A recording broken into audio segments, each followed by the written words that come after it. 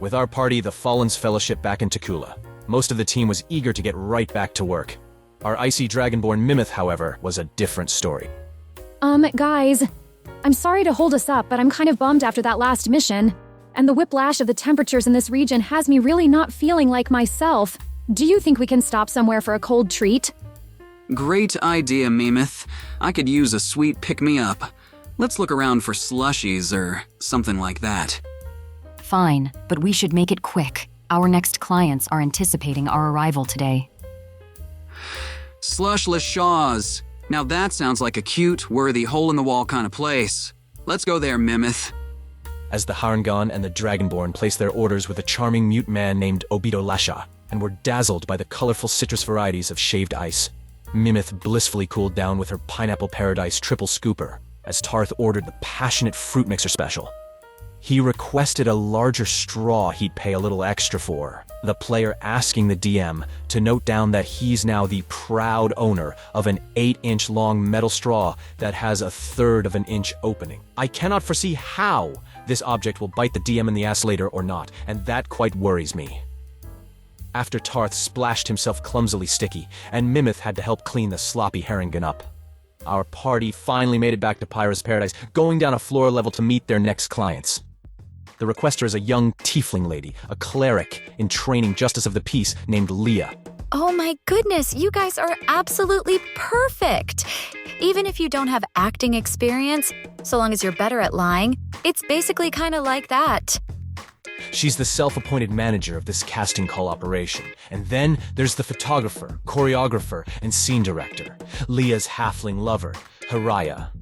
The lead role calls for someone very attractive, and most of you fit that quite well. For example, Bunny Boy here has that scruffy wily charm to him. He seems as old and wise, as he is a wild, unpredictable ride. He's clearly used to navigating burrows. Thank you. While I won't confirm nor deny if any of that is true or not, I think that is the nicest thing someone has said about my appearance in a very long time. And considering what this poor beat-up body has been through, I will gladly take the compliment. Why, of course. And then we have this absolute unit of a muscle mummy. This dragonborn can crush a melon in her thighs, as well as many hearts. I don't think I can say I've ever tried either of those things before. There's no day better than the present to start, my dear. But then there's this muscle daddy. This flowing maned giant breaks backs by day and beds by night. All before prayer, of course. Hey, I break backs at night too. I'm sure the beds don't discriminate the time of day either, honey. And, we can't forget this mysterious, long-legged maiden. Let's just say it's obvious that she knows her way around ropes. She could be the platinum killer for all you know, entirely unsure if you're going to receive the kiss of love or of death. How exhilarating. Wait a damn minute! Are you on to me? Sorry, darling, but I already have a special someone. That's not what I meant. Oh, never mind. And then there's this sweet, sweet boy. Nope. Not gonna listen to you. I'm too young for this. Agreed, wise child.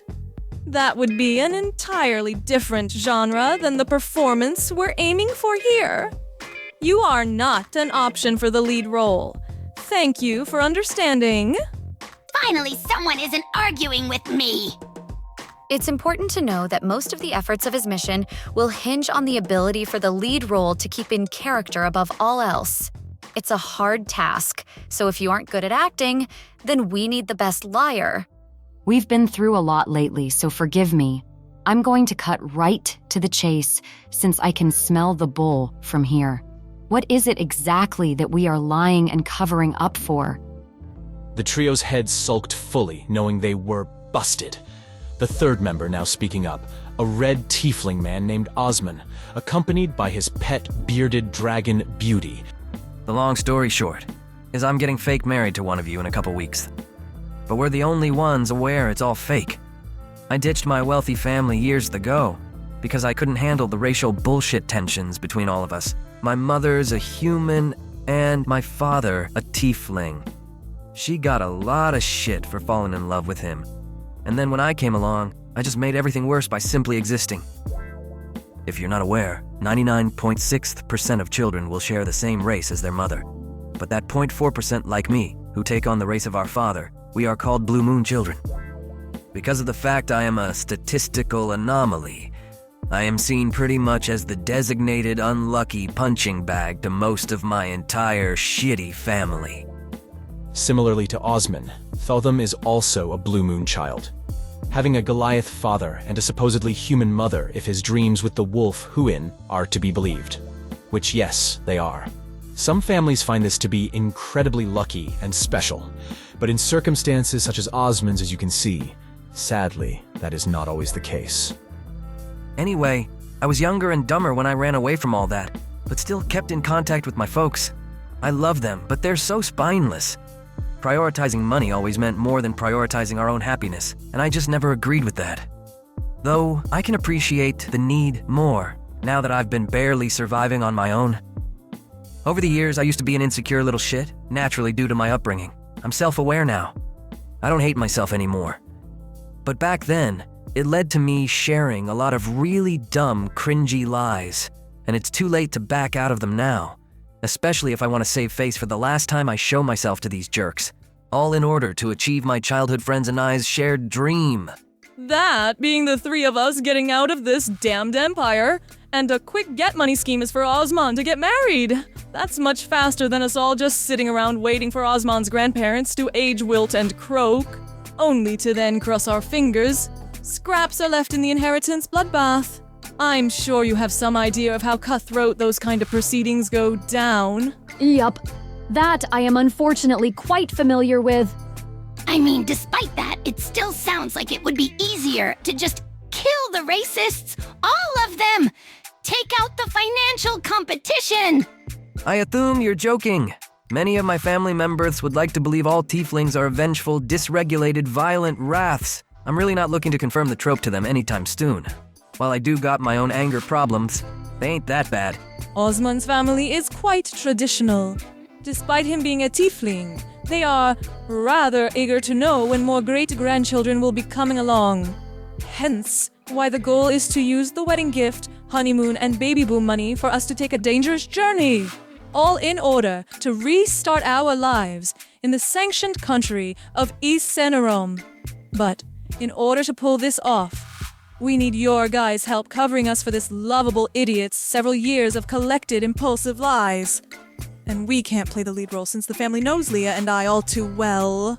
Do you guys even have plans on how to pull off restarting your lives in an entirely foreign land? Yes, we have a friend in East Senerom that can help get settled once we arrive. We will be needing all the money we can get to be as safe as possible, though, on that perilous journey. Thankfully, Waldengrave's currency is of higher value than East Senerom's, so once we get there, we have a lot working out for us. I'm personally struggling with how to reconcile financial fraud with following Tyr's teachings. You don't need to worry about that, honey. You're helping our friend achieve peace and freedom away from his terribly racist family. I mean, Osman's aunt, uncle, and cousins are literally supremacists that have tormented him his entire childhood. Achieving freedom from people that literally believe tieflings are inferior and dumb and therefore better off oppressed, even if that freedom requires financial fraud, I don't think that's anything Tyr would get his breeches in a bunch over, you know? When put like that, it almost sounds like it'd be insulting to him. Yes. That's an excellent point and good way to frame that. I can work with that in Tyr's name, thank you. No problem. Being able to justify one's actions by any means necessary is an important trait for any cleric or paladin to have. Daya's better! She could eat Tyr for breakfast, and she's so cool I don't have to worry about these kind of things. Personally, I don't disagree with that notion at all, but we all could use a hand here and there. We sure all could. Alright folks, let's get back on topic here. Who's gonna be the one to kiss Osman up on the altar in front of a big crowd? Better yet, let me cut in a second Tarth. Hey, Osman, what hobbies do you have? I don't know. I guess I've always enjoyed pottery and fantasized having my own studio once. But that seemed kinda unrealistic, especially with runic automation. And I've been too busy trying to survive day to day that I haven't had any time for it in a long while. Perfect. I volunteer Mimith. They're both on the younger side, and they both like something artsy. We just need to get them to fall in love with each other before the wedding, and everything will work out with minimal efforts on our end. Whoa. I'm leaving this country. No one is falling in love with anybody. This is not a hookup service. I don't mind playing the lead role, but I'm not trying to actually fall in love with anyone either, Lux. But it'd work out much better if you did.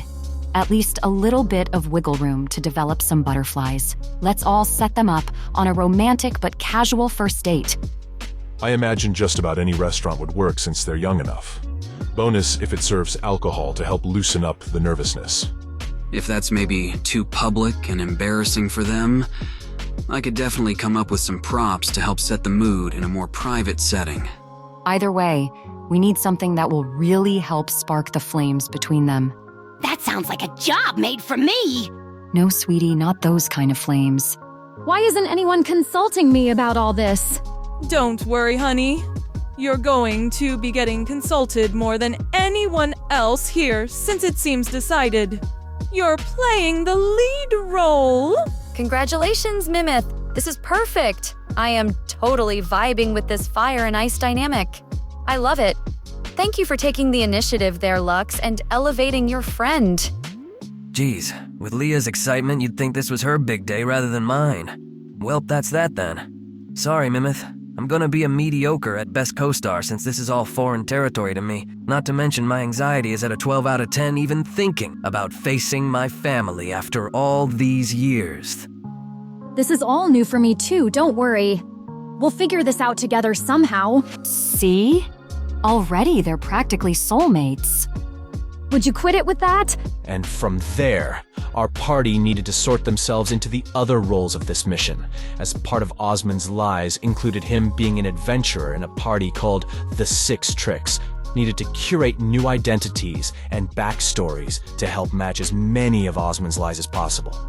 Establishing the following cover-up story, with some theatrical embellishments from the DM to help tie everyone's stories together, and also help poor Mimith, who already during our last game session accidentally started to blow partial cover when giving way too much information to the wealthy family's chosen chef.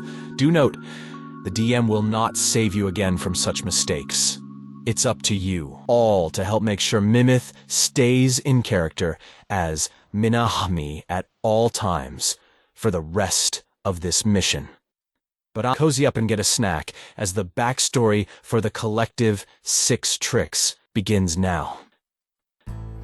Once upon a time, in a desert village that used to sit on the outskirts of the ancient basilisk Nehebekau's nest, this poverty-stricken village was long struggling to thrive, especially after it came under the grip of a rabies outbreak. The air hung thick with despair as the villagers were forced to cull their own farm animals.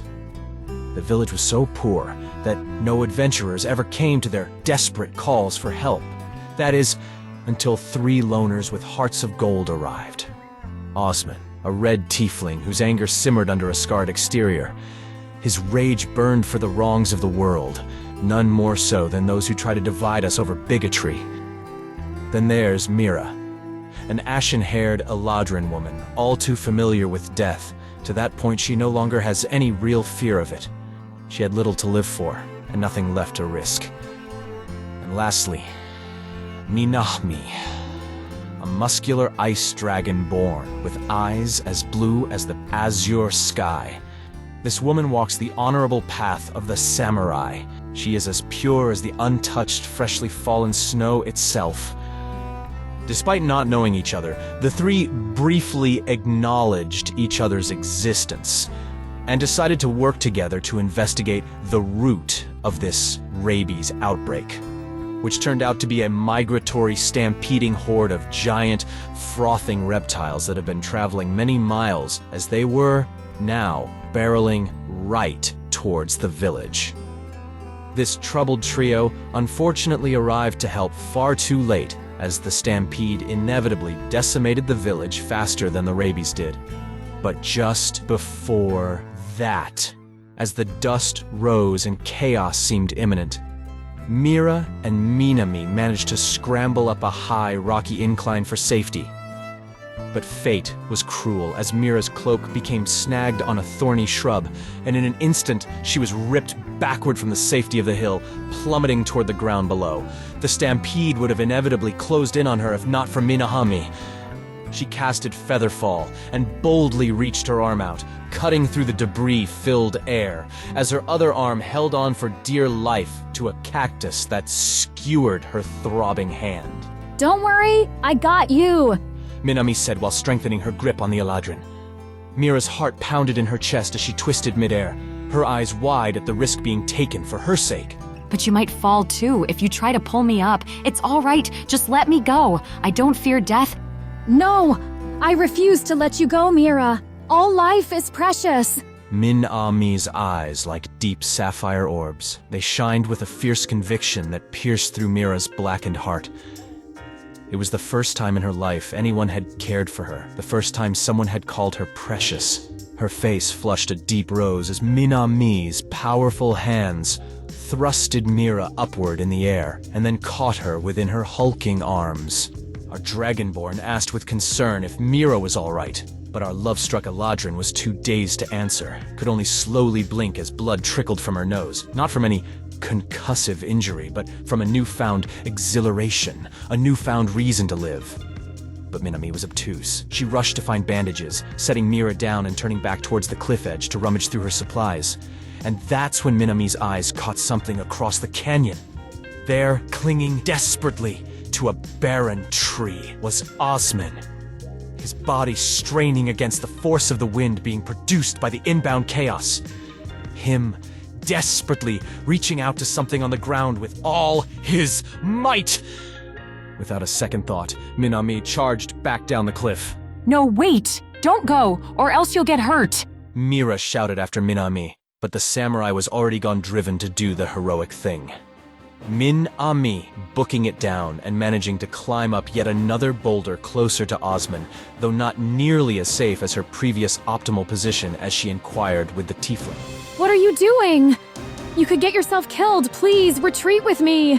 I'm sorry, but I refuse to save myself unless I can also save this beautiful lady right here. Osman's words cut through the sandy storm, lacerated by the determination of his spirit. His gaze was entirely unwavering. Minami's eyes followed his, and her heart clenched.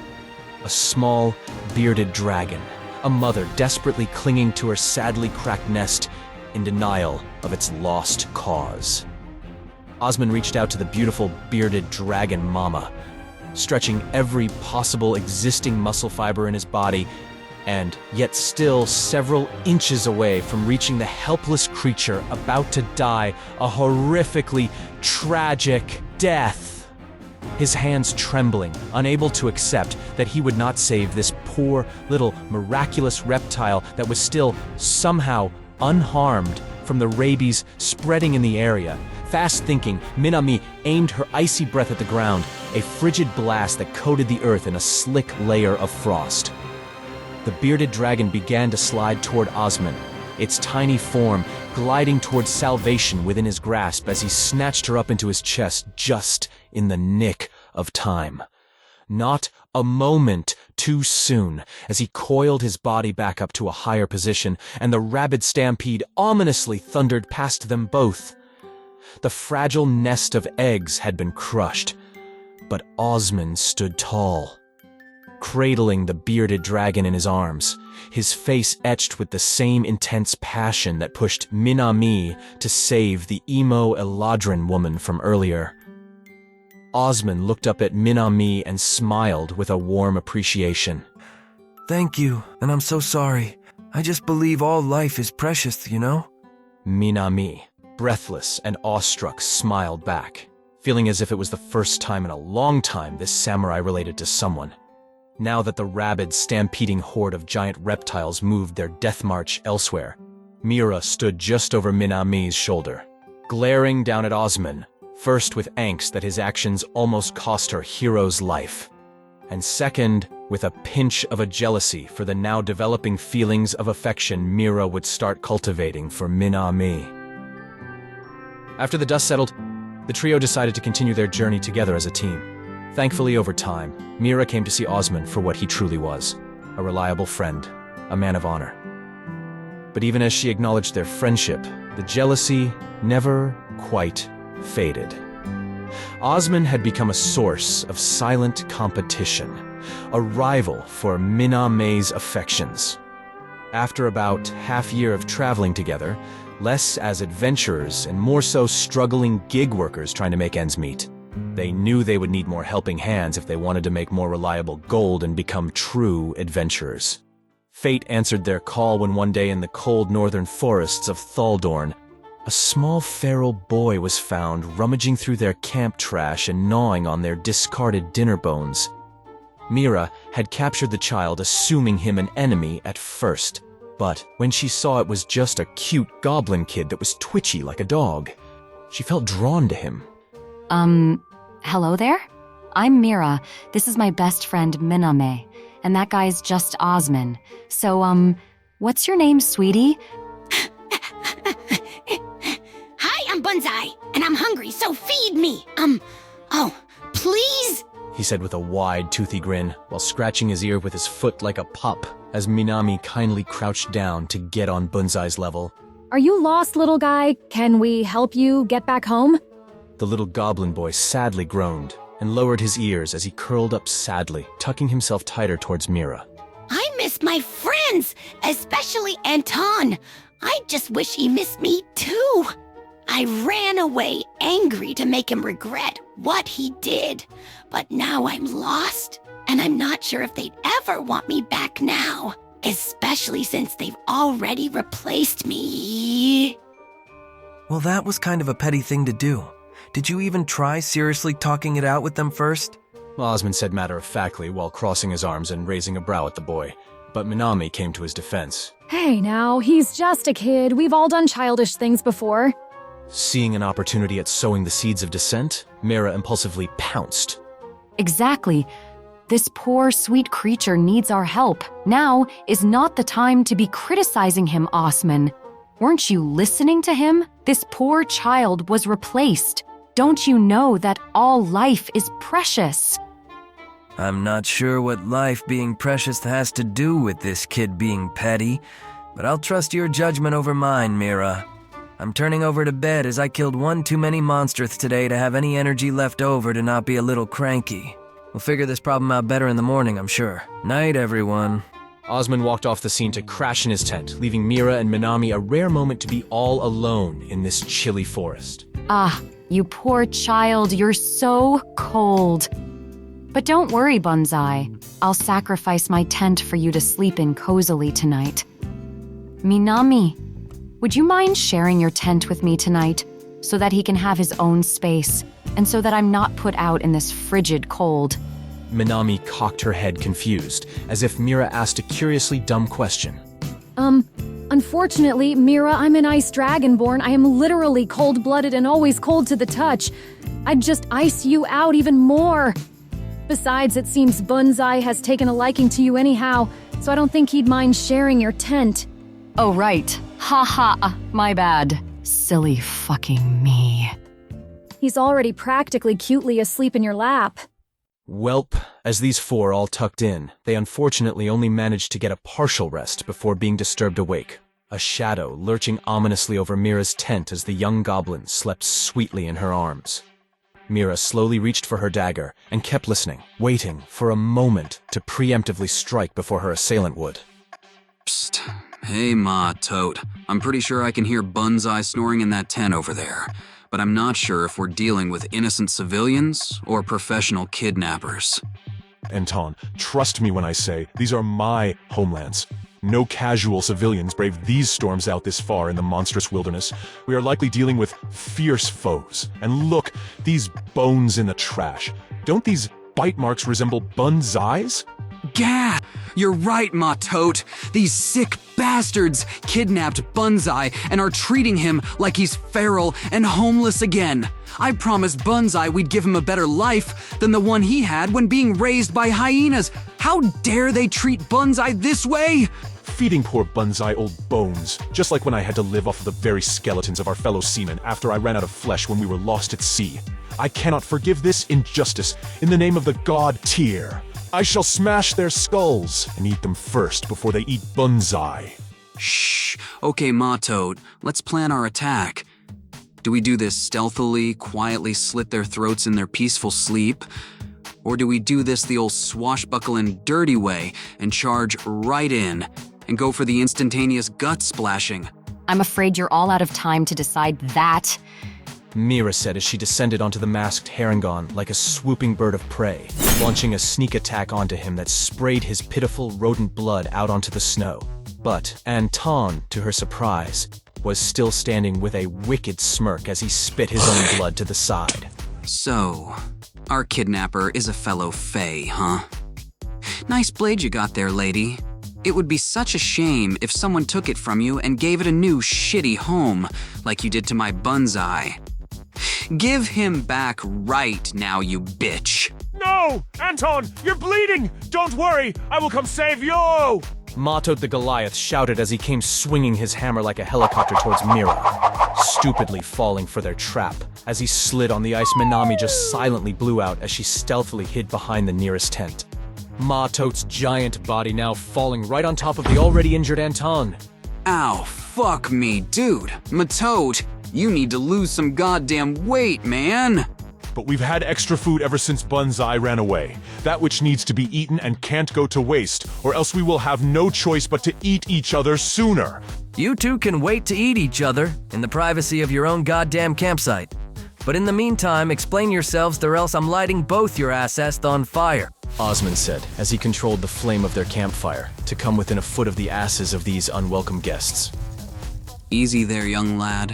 Why don't we start over by introducing ourselves? I'm sure there must be some sort of misunderstanding between us, no? You seem like a reasonable bunch, so I'm sure Our Lady of Enchanted Harvests would permit us to bear the fruits of diplomacy between each other. My name is Reuven, and this Goliath currently compressing several discs of my spine might be an intimidating giant, but I assure you he's a tragic, passionate sweetheart. His name is Matat. We come in peace. Except your name isn't Reuven, it's Anton. Do you seriously take me for stupid? I overheard your little not-so-quiet conversation before I ambushed you, which was you discussing spilling our guts. I see no reason to trust a filthy liar. And I take it you're the same group that callously mistreated and replaced Bunzai. Wait! Please don't hurt them! Those are my friends! Sorry, I'm a heavy sleeper and just woke up! He's not a filthy liar! Anton consumed his twin Reuven in the womb, and the two identities randomly switch.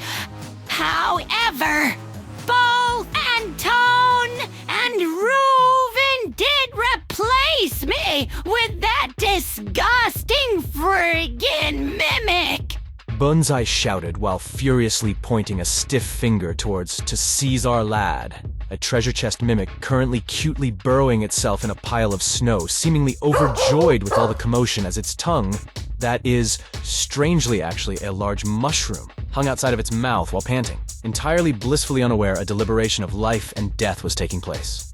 Bunzai! None of us replaced you. I was the one that fought that mimic and gave it brain damage, and Reuven used his druidic powers to use plants to help give it prosthetics because we felt kinda sorry for it. I mean, if Anton can consume his twin in the womb, and I've consumed my own men while lost at sea in order to survive, if the god tier can forgive Anton and I, then goddammit Bunzai, the god tier can redeem Caesar Lad too. You got a new lease on life from being a trash picker raised by hyenas. Why can't you find it in you to forgive Caesar Lad? No, Ma-Toad. Listen to Bunzai's words. The issue is not forgiveness, but territory, which is perfectly natural for wild animals to remain enraptured by, so we must take his upbringing into consideration. Dearest Bunzai, please, tell me, why is it so challenging for your heart to reconcile that we're the same family? Just bigger now, my child. We are fully capable of loving both you and Caesar Lad at the same time. He is of no threat to you, my boy. No, that's not how it fucking works. There can only be one winner in a fight for love. Okay, everyone, look.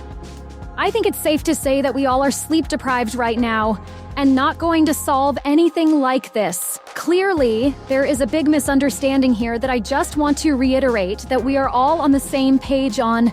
We did not kidnap Banzai. He ran away from you and came to us. You only attacked because you thought we kidnapped him, which is somewhat understandable. But now we know there is no reason for us to be physically attacking each other. Does everyone understand and agree with that? But why would you just keep him rather than try to help bring him back home? If one of you came up to us, we wouldn't try to keep you. That is unless there was literally no other choice, and we desperately needed the sustenance. We just wanted to help him. These forests are dangerous, so excuse fucking us for wanting to wait until morning when it's a little warmer and safer to travel. We didn't find Banzai picking through our trash for bones until, literally, just an hour or so before heading to sleep. Oh, so now anyone's trash is fucking good enough for you to rummage through and get adopted from now, huh, Banzai? I see how it is. You think that Eladrin bimbo is a better fae than me, don't you? Least I understand what loyalty and dedication is, you two timing scoundrel. Get rid of friggin' Caesar lad and apologize to Mira, and then maybe I'll consider coming back if I feel like it. Know this, Banzai. Sometimes there is no going back.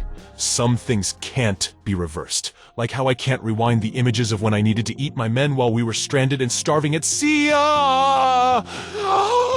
Hey man, that sounds pretty dark. Why don't you and I go chat separately about that away from all this? I'll let you get it all off your chest, while Minyami sorts out the custody battle between your mouthy twin-consuming friend there and our melodramatic Mira. I have a sneaking hunch we're all gonna work this out and get along. Hearing how your group helped heal and raise a monstrous mimic, well, as a guy that believes that all life is precious, I was moved when I heard your story. Not to mention, if just you two made it all the way here in one piece, tracking Banzai down, you must be strong and capable. We should be helping each other in these trying times. So what do you say we shake hands and get to know each other? You know what? I think I deeply appreciate that. You are clearly a good man. Thank you. But the men's trauma bond session would have to wait. It turns out the legendary Krampus stalked Matot and Anton/Ruven right here. Now, they all had no choice but to work together. And, while they did not defeat Krampus, and mostly ran away like exhausted, scattered chickens, their working and thinking together let them survive until the sun rose and Krampus faded away for another holiday season. Then they all slept like babies, shared a meal, trauma bonded, and decided the custody battle between Anton/Ruven and Mira would be resolved by everyone becoming one party together, the group now called the Six Tricks. Their meeting was more than a few years ago now, but it was just barely over 1 year ago when Osman made his move on Minami. In the aftermath of a deadly cave collapse that nearly claimed the party's lives as they managed to defeat a large worm monster that was causing earthquakes in the area. It was then Ruven had an epiphany from a past adventure the party had.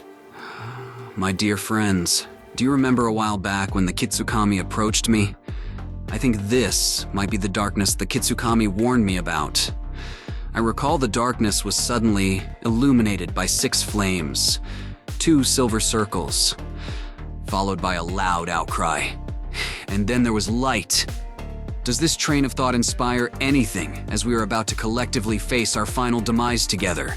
Osman gulped with a nervous sweat as he fiddled with something in his pocket. Well, this is not the place I hoped to do such a thing. But yes, your statement does make me think of something I can do, and probably should do, as I might not get any other chance. If we're gonna attempt to fulfill the Kitsukami's prophecy, perhaps we should all light a torch or candle, despite the fact that we'll eat away at our limited oxygen supply. Better that it eat away at our oxygen than us eat away at each other. Then all fell quiet as the party lit their candles. Osman dropped to his knee behind Minami as she turned around and gasped, her face glowing warm in the flickering dim lighting as she stared down with wide eyes at Osman, his eyes twinkling back up at her with all the most manly confidence he's ever felt in his existence yet. As his pet bearded dragon that he and Minami together saved, Beauty excitedly slithered up on his shoulder to take witness of this enamoring testament of love between her saviors. Minami, when we first met, I told you I felt all life was precious. But I didn't know at that time just how precious life could be until I came into yours. Whether it's us meeting our collective demise here, amongst our found family in this collapsed cave, or whether it's at an age long past our prime and ability to wield our heavy weapons, will you be my first and only love, and marry me if we make it out of here alive? Minami covered her mouth shyly in surprise, eyes welling up with tears as this ice dragonborn samurai absolutely melted. Yes, of course, Osman. It's always been you. You are the most precious person to me, and I can't imagine my life without yours. And just as nearly the entire player party cried happily and cheered, one voice climbed above all the rest.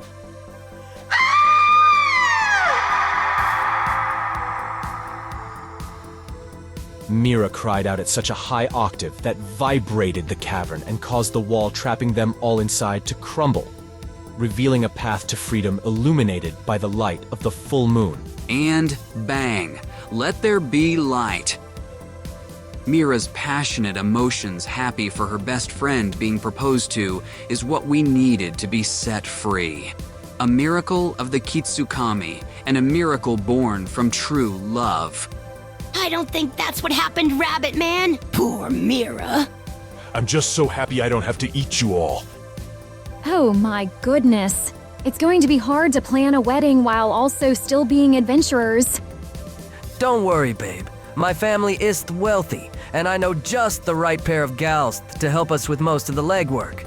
My childhood best friends, they're going to love you. But not love you as much as I do, of course. Oh my god, I need a drink. I need a drink right fucking now. Ah yes, good thinking, Mira. It's time to celebrate life and cheer. I have been brewing some good berry wine for a while now, and this feels like the perfect occasion to uncork the fruits of my labor. Cheers! Bunzai, did you pee on the camp supplies again? We've talked about this. Hey, this time was different. I wasn't acting like a hyena. I just thought we were gonna die, and it didn't matter where I went. But poor Mira needs a drink and almost dehydrated to death.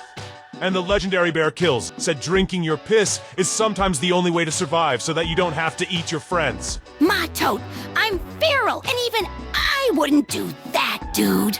I don't think this legendary Bear Kills guy actually said that. Oh snap! I don't know what the hell I missed while Reuven was in control, but the only people's eatery I see around here is Osman and Minami eating each other's faces. Damn. About time those two let the sexual tension boil over. Whereas poor Mira looks like she's about to eat shit. Girl, are you good over there? Quit fucking around, Anton, and give me Reuven's good berry wine reserves right fucking now. Sure, why not? I can get down with a little pre-game drinking before the party. Ladies first, of course. I bet I can outdrink ya. Why are you cheering their drinking on Caesar Lad? And Anton, you are a terrible influence. You better not enable this into becoming a problem for Mira, or else I'll bite you. I refuse to be replaced by both a mimic and alcohol. Relax. It's just one goddamn drink for fuck's sake. Mira said as she aggressively snagged the rest of the entire bottle from Anton's grip and began to chug it down, as if she still believed this would be her last day alive, as everyone but a worried Bunzai cheered her on to chug, chug, chug. But the rest of the romantic celebration still had one last obstacle waiting for them before their great cave escape. A large rock fell on Minami's head, giving her a mild concussion, and ever since, she's unfortunately developed and struggled with Tourette's. But thankfully, That makes no difference to her lover. They all celebrated their new leases on life together, and have ever since been helping get ready for Osman and Minami's big day back in his homelands to meet his racist family. Fast forwarding back to the present now, and with that ridiculous backstory aside, our party had a day of shopping. Each member purchased 2 custom formal outfits for themselves. During which encounter, Master Gribble let me get a little butler's outfit for my mechanical form, along with a fancy top hat he picked out for me. I'm quite pleased and feel tickled pink, despite being a clunky piece of machinery. That's nice. Good for you, Renrev. If that makes you happy, then I'm happy for you. But anywho, fashion aside, the party also got their weapons augmented to formal ceremonial grade with magic boons.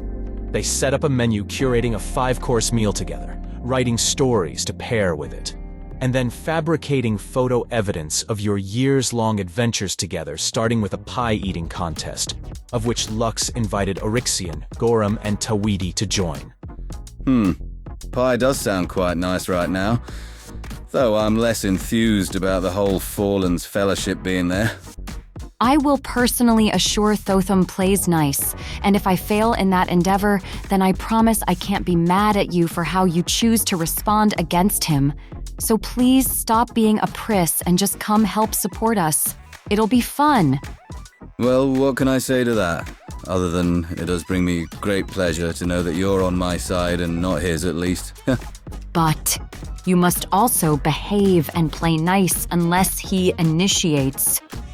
You don't need to tell me that. I'd only be tempted to misbehave if my knocking him down a peg wouldn't negatively impact you and Gribble. I do appreciate your restraint, Oryxian. Thank you. With that out of the way, anyone else tagging along? Gee, I'd really love to go and could totally get down with some pie and all, but gosh, this whole Prissy Oryxian being their thing has me less enthused.